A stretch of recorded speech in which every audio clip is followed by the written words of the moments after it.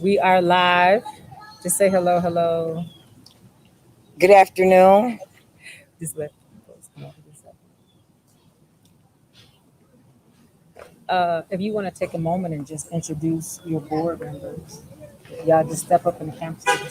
Good afternoon. My name is Dolores Johnson, and I am a Mothers of Hope. And at this time, I'd like to introduce our board members. We have Veronica McKizzy, Yolanda Dunnigan, Hello. Gwen Lanier, Hello. Attorney Dorphine Payne, and Dr. Dixon. We have others that are not. We have other members that are not present. But good afternoon. As I said, my name is Dolores Johnson. I am one of the co-founding members of Mothers of Hope and now serve as president of the board. On behalf of our board, we'd like to thank you for attending important. Since its foundings, Mothers of Hope has prided itself on being an organization that is trustworthy and one that reflects the heart of its founding members. When we embarked on creating this organization, we were determined to make it work. With hard work, a lot of prayer, support from a number of volunteers and funders, we love from our community. This organization has gone from operating out of the trunk of a car to having its own headquarters. We have served thousands of families and individuals through our linkage to social service and programs through our staple event, the Ultimate Family Reunion. Sisters, Can We Talk, and much more. Mothers of Hope also serves as a key organization that focuses on culturally appropriate community engagement, voting, and giving back to our neighbors. You cannot imagine how hurtfelt, hurtful, and sad it was to see our work investigated off malicious rumors, unwarranted allegations. Mothers of Hope has undergone two investigations led by the Kalamazoo County Government, and it has devastated our organization's reputation. Today, you will learn the outcomes of both of those investigations and why it is critical that going forward, key organizations like Kalamazoo County does a better job at protecting organizations from unjust, unwarranted, and uncalled for allegations. I'd like to introduce Mothers of Hope's co-founder and past president, Gwen Lanier, and our board member, attorney Dorphine Payne.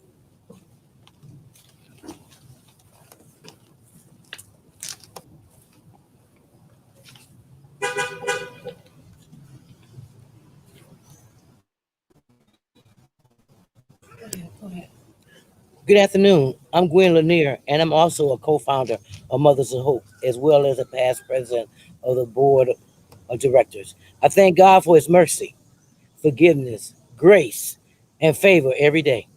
I know what it is to not have hope. I also know what it's like to have hope and be around people who naturally is so that it becomes alive in you.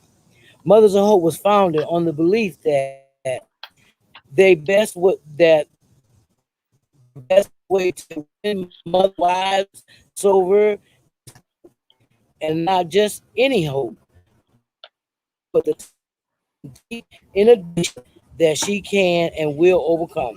For the past 4 years, our organization has experienced an attack against our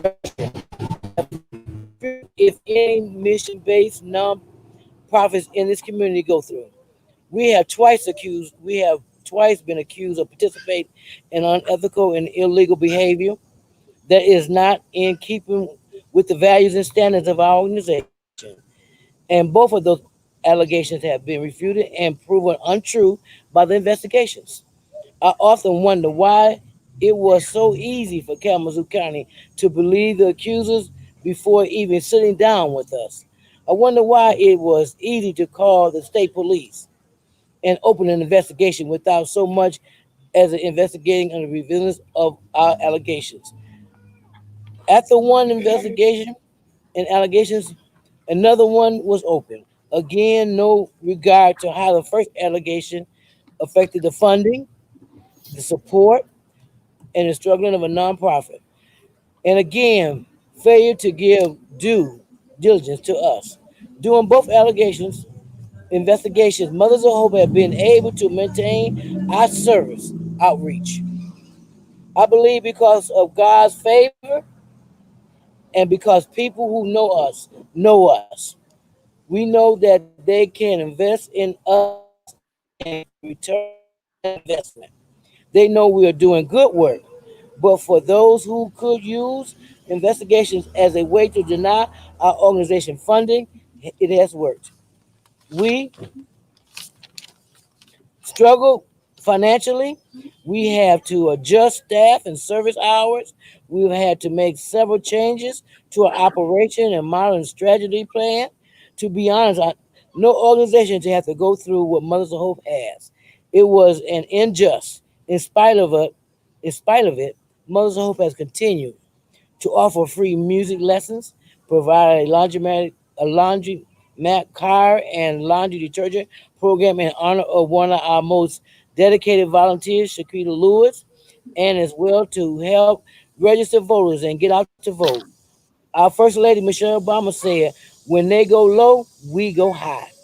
I'm proud that the Mothers of Hope continue to soar higher and higher regardless of what comes our way.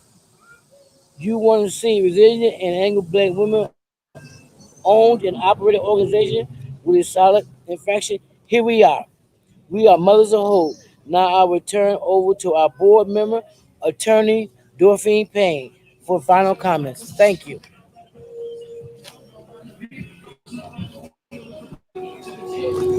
Thank you, Gwen. Go ahead and introduce her.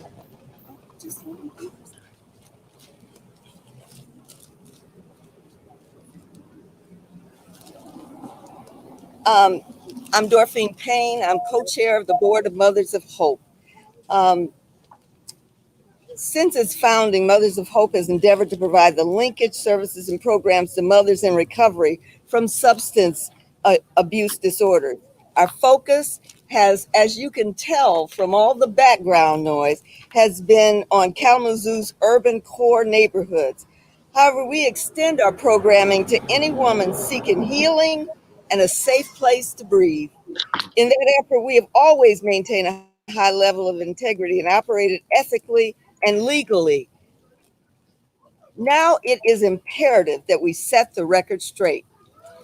Recently received a correspondence from the county. Ms. Lanier, I hope this email finds you well and healthy. In February of this year, Kalamazoo County Government received summary of closure of an investigation regarding foreclosure properties and activities. Mothers of Hope had been a reference transaction in the investigation. As promised, at the close of the Michigan State Police investigation, I'm emailing to document that there were no findings against or involving Mothers of Hope or any affiliates or employees of Mothers of Hope. Thank you for your patience and cooperation through the process. In service, Tracy L. Morit, County Administrator. During this pandemic, we realized how much there was to do and how much more we can do with adequate resources.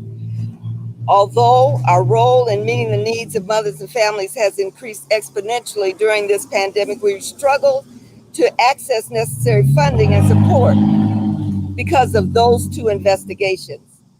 Now more than ever, harm to our reputation has a deleterious effect on our real lives in our community. As one of the oldest Black women owned and operated nonprofits in Kalamazoo, not only do Black lives matter, but Black organizations like ours, like Mothers of Hope do.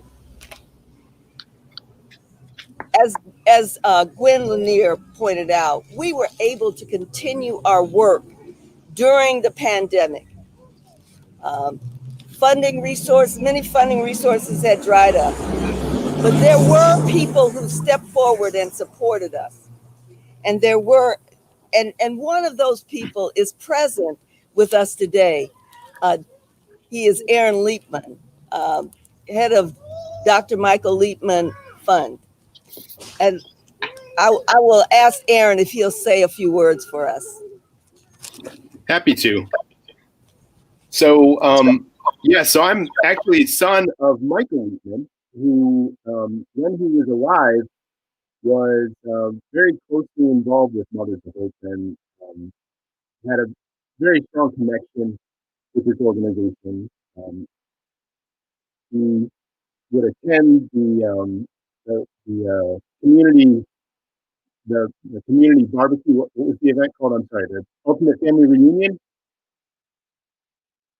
I can't hear. So he loved attending these events, and he loved what Mothers of Hope stood for, and the people who run Mothers of Hope.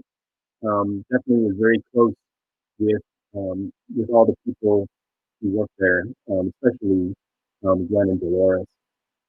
But since he's been gone, I have been trying to continue his legacy by making sure to support Mothers of Hope because of all the great work that they do in the community. For example, they have an annual Christmas party for the children of the community. Everybody gets gifts, and there's a Black Santa. It's a great event. And there are music lessons that are offered to children, including piano lessons, free piano lessons, and music instruction. A very important thing that Mothers of Hope does is support people who are trying to break away from substance abuse disorders and to help them stay off drugs. And they had a great march last year, and I remember the slogan, "Up with Hope, Down with Dope," and I can't agree with it more. So in all, I think Mothers of Hope is a great organization. I highly encourage others to support this organization as well. For a few dollars, the impact on the community is huge. And so I do hope that you'll join my family in supporting this wonderful organization. Thank you.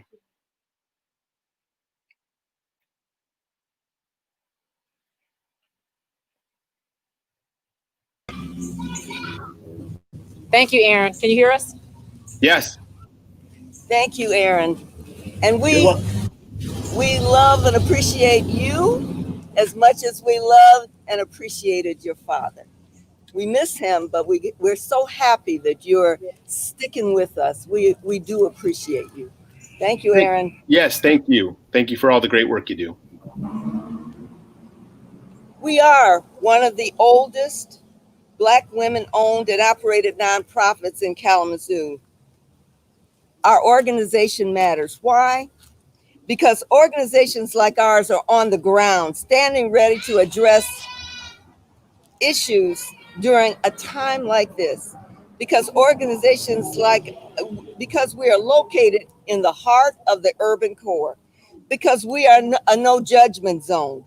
We understand that drugs and substance abuse is a symptom of poverty and despair that connects to crime, that connects to abuse and neglect and poor health issues, being left behind in school, unemployment, homelessness. Because we are advocates and conveners, we speak the language. They trust us and know we operate in their best interests. Even though our reputation has been sullied, as Black women, we all know how to take a little and do a lot. During the pandemic, we prayed, and then we remained fixated on our purpose, knowing that God will make a way. We heard from people and did needs assessments. We conducted surveys from people who completed the mask survey. About 40% of the people didn't have masks. We saw a need.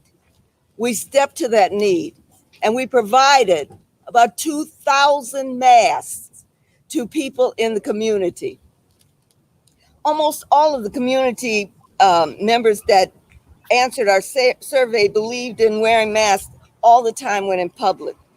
And they believe they should wear the mask to keep themselves and others safe and to keep from spreading the virus. In those surveys, in that mask survey, over 50% reported a need for food. About 30% need housing, access to care, and to feel a sense of connection to others. Over 20% needed jobs. But there are those that were essential employees on the front line. And we also found out that people had needs for laundry detergent and also, interestingly enough, in the surveys, we found that 30% did not, of people who had symptoms, did not seek treatment. Moreover, Black people were less likely to seek treatment than white people. There had been many reports around the community that even if you had symptoms and went and got treatment, nobody would help you and they wouldn't give us tests. How? Without a significant, so we did a laundry distribution program, and we reached out for help with that program, and we distributed about $15,000 worth of laundry detergent and laundry cards, because in a time of pandemic, people needed to be clean. They needed help and they didn't have it. How, without significant amount of community support, do we do these things? Because of people like Aaron Liebman and the Dr. Michael Liebman Family Fund. Because of the disaster relief, LISC, Collaborative for Gender Plus Reproductive Equity, Northside Ministerial Alliance, Melanie Campbell and her coalition on Black civil participation. That coalition encompasses National Black Women's Roundtable and Black Youth Vote, and the National Black Voters Matter Fund. Because we were able to tap into those resources, we were able to meet many of the needs in our community. And at the same time, we were registering people to vote and helping them to complete the census. However, much work needs to be done. Essential employees are still out there needing help with laundry products and laundry cards. Folks are facing potential evictions. The CARES dollars are not forthcoming anymore, which creates an even greater need. Families are concerned. Right now, one of their pressing problems for parents is balancing their concerns between how their children can return to school safely versus keeping them home and risking their falling behind academically. We hear things like, there's no way my 5-year-old is going to go to school and keep a mask on all day. There are things that we do to problem solve. One of them is trying to establish some kind of funding to help families to access masks and shields for children.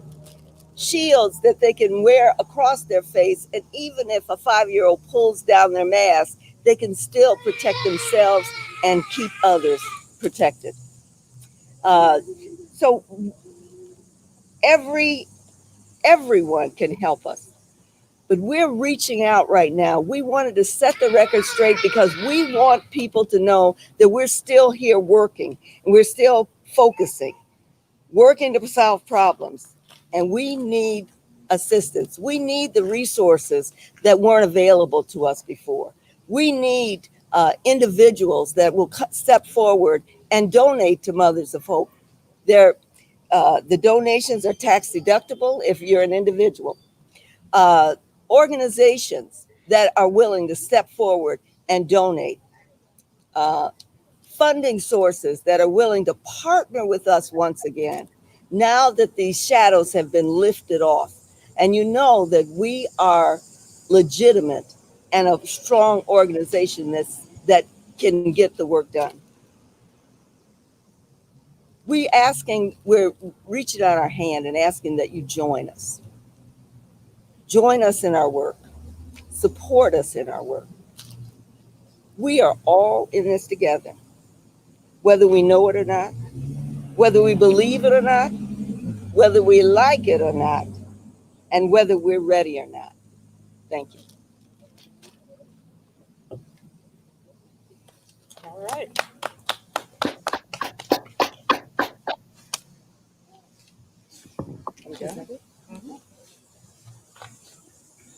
Thank you, Aaron, for being with us. We appreciate you. Yep. Thank you. Did you have any final words, or if not, we're gonna close. Nope. Up with hope, down with dope. Couldn't have said it better myself, my friend. All right. Have a great day. You too. Take care. Bye. So we're just, anybody want to say something, say hello? We're done. It's just, you can pitch Mothers of Hope. With a regular Facebook. So anyone, if you want to give to the organization, the website is on the screen, mothers-of-hope.org. We are located in the heart of the neighborhood at 603 Ada Street, 603 Ada Street. We're here Monday through Friday. Please call us or email us if you have any questions. You can volunteer through our website. You can donate through the website. You can find out more information about events, activities, issues, and upcoming support that Mothers of Hope offer. Thank you for tuning in with us, and have a great day. And please get out to vote on Tuesday, August 4th. It is important. Your vote is your voice. Thank you. I'm Veronica McKissick, a member of the board and also a candidate for County Commission District 5.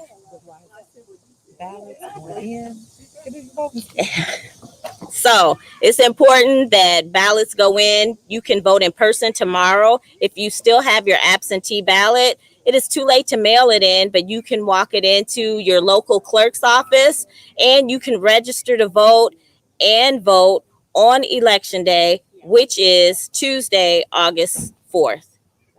Thank you.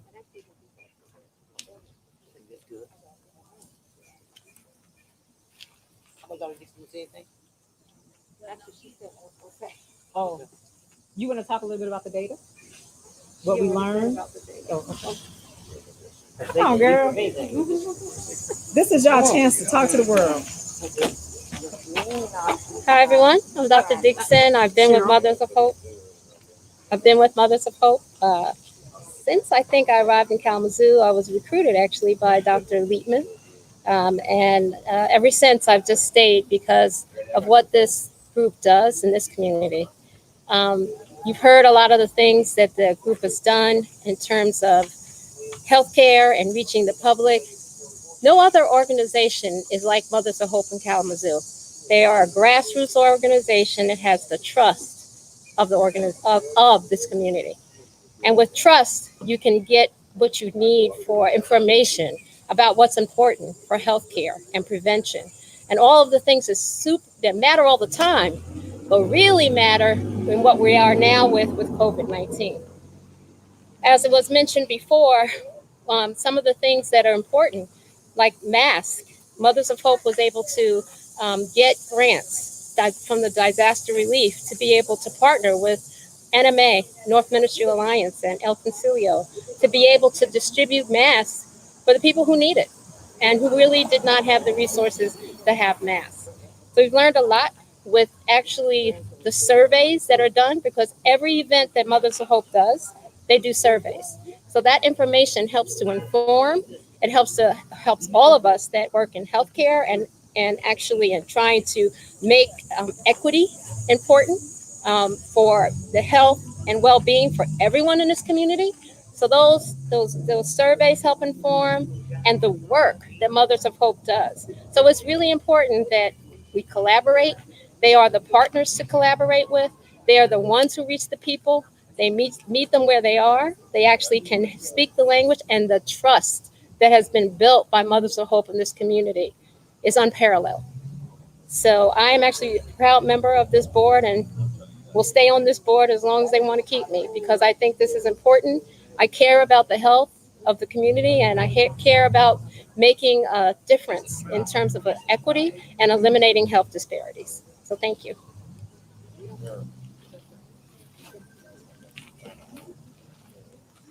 All right. Bye.